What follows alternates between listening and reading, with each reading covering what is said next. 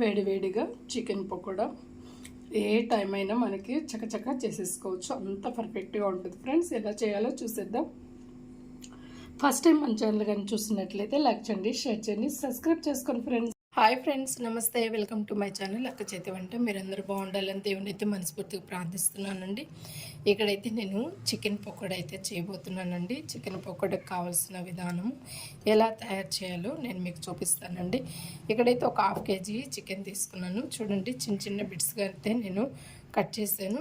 నాకు ఇష్టం కాబట్టి నేను ఇక్కడైతే ఎముకలతో పాటు కూడా తెప్పించుకున్నానండి. చాలా బాగుంటుంది. ఇదైతే క్లీన్ చేసి పక్కన పెట్టాను. దీంట్లోకి వేయాల్సిన పదార్థాలు అయితే నేను చూపిస్తానండి. ముందుగా అయితే కొద్దిగా పసుపు వేసుకుందాం. అలాగే కొంచెము మనము 1 స్పూన్ దాకా ధనియాల పొడి వేసుకుందామండి. చూడండి, ధనియాల పొడి వేసాము.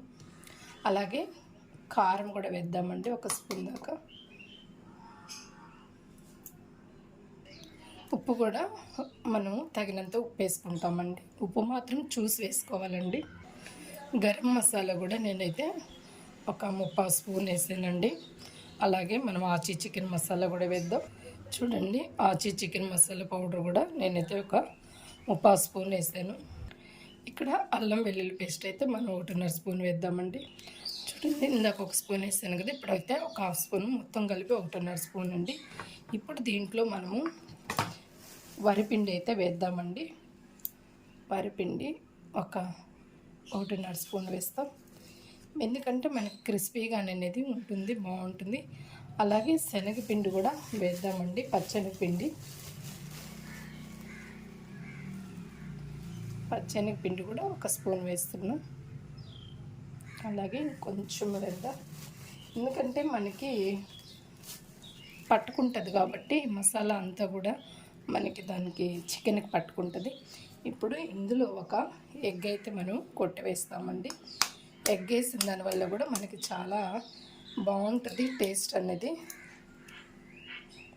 నేను ఇక్కడ కార్న్ఫ్లోర్ కూడా వేయట్లేదండి, కానీ మీకైతే మీరు కార్న్ఫ్లోర్ వేసుకున్న పని అయితే వేసుకోండి.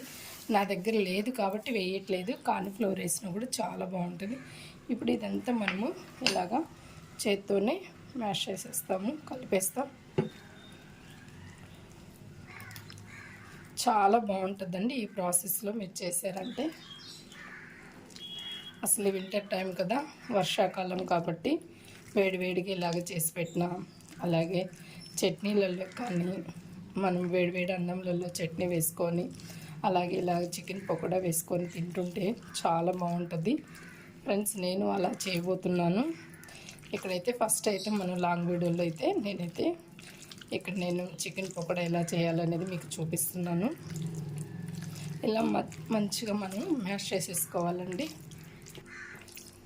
ఇలా మొత్తము ఇలా మ్యాష్ చేసేసుకున్న దాన్ని మనం దగ్గర దాకా ఒక 1/2 an hour దాకా మనము మూత పెట్టి పక్కన పెట్టేయాలండి. ఫ్రిడ్జ్లో అయినా పెట్టుకోవచ్చు, లేదు అని అంటే పక్కనైనా మూత పెట్టేసేసి ఒక 1/2 an hour దాకా మనం ఇలా పెట్టేసేసుకుని తర్వాత మనము ఆయిల్ వేడి చేసేసుకొని మనం చికెన్ పకోడా వేసేద్దామండి. మనకి ఇలా మూత పెట్టేస్తాము. ఒక 1/2 an hour అలా ఉంచేద్దామండి. మూత తీస్తామండి. చికెన్ అయితే చూడండి మంచిగా మనకి చికెన్ పకోడాకి అయితే నానిపోయింది. ఇప్పుడైతే దీన్ని అయితే మనము చికెన్ పకోడా వేసేసుకుందామండి.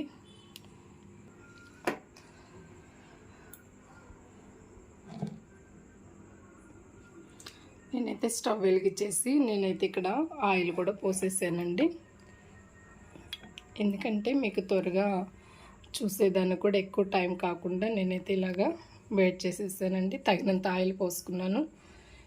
ఆయిల్ మరిగిన తర్వాత నేనైతే చికెన్ అయితే వేసేస్తానండి. చికెన్ పకోడాకి నాకు ఆయిల్ అయితే మంచిగా మరిగిపోయిందండి. మనము ఇలా ఒక్కొక్కటి తీసుకొని మనము వేసేద్దామండి.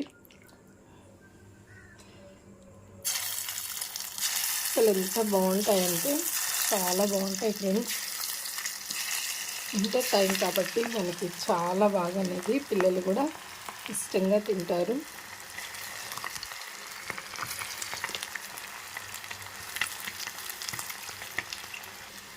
మనం లో టు మీడియం ఫ్లేమ్లో అయితే పెట్టుకోవాలి ఫ్రెండ్స్.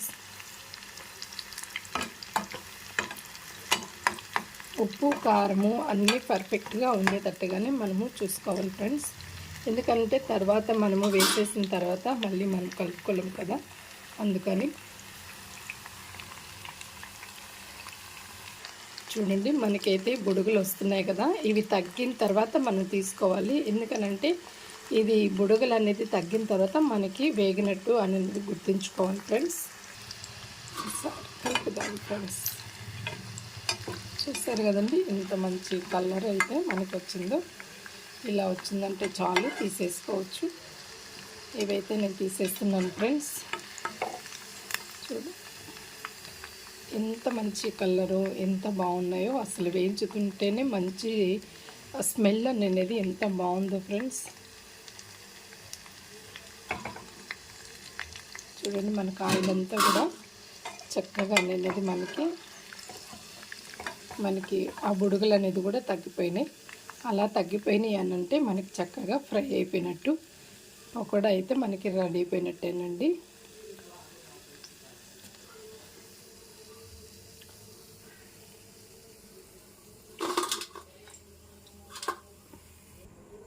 ఇట్లా కొద్దిగా తీసుకుంటాం.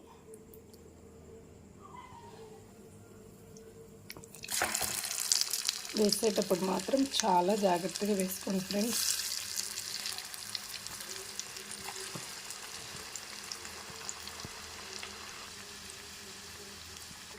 చక్కగా మనం ఇలాగా నీట్గా వేసుకోవాలి. చూడండి నేనైతే ఒక బౌల్లోకి వేసేసుకున్నాను. తర్వాత ఇదైతే నేనైతే సర్వింగ్ బౌల్లోకి తీసేసుకుంటానండి. మెల్లగా అటు ఇటు కలుపుకొని నీట్గా తీసేసుకోవచ్చండి.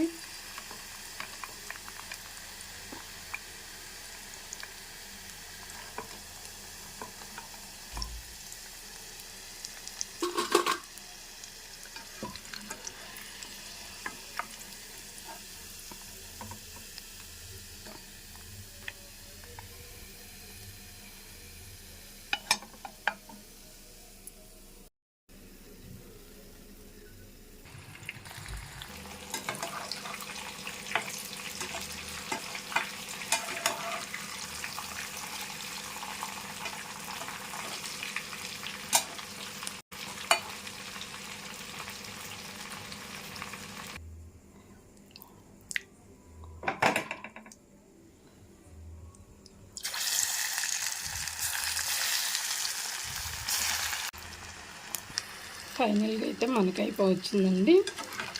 తీసేస్తున్నాం. చూడండి మనకి ఎంత చక్కగా ఫ్రై అయిపోయిందో. అలా చక్కగా చాలా త్వరగా కూడా మనం చేసేసుకోవచ్చండి. పర్ఫెక్ట్గా అయితే మనకి వస్తుంది.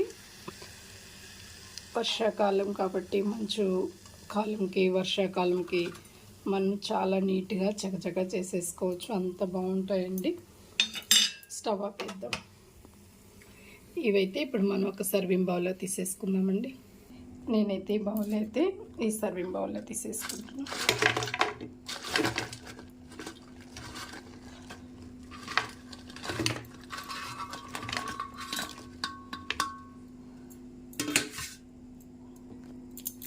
చూస్తారు కదా ఫ్రెండ్స్ ఎంత బాగున్నాయో. మీకు నచ్చితే లైక్ చేయండి, షేర్ చేయండి, సబ్స్క్రైబ్ చేసుకోండి ఫ్రెండ్స్. నేను ఒకటైతే తిని చూస్తాను ఎలా ఉందో. చూడండి ఫ్రెండ్స్ చాలా పర్ఫెక్ట్గా ఉంది. మీకు నచ్చితే లైక్ చేయండి, షేర్ చేయండి, సబ్స్క్రైబ్ చేసుకోండి ఫ్రెండ్స్. నమస్తే, బాయ్.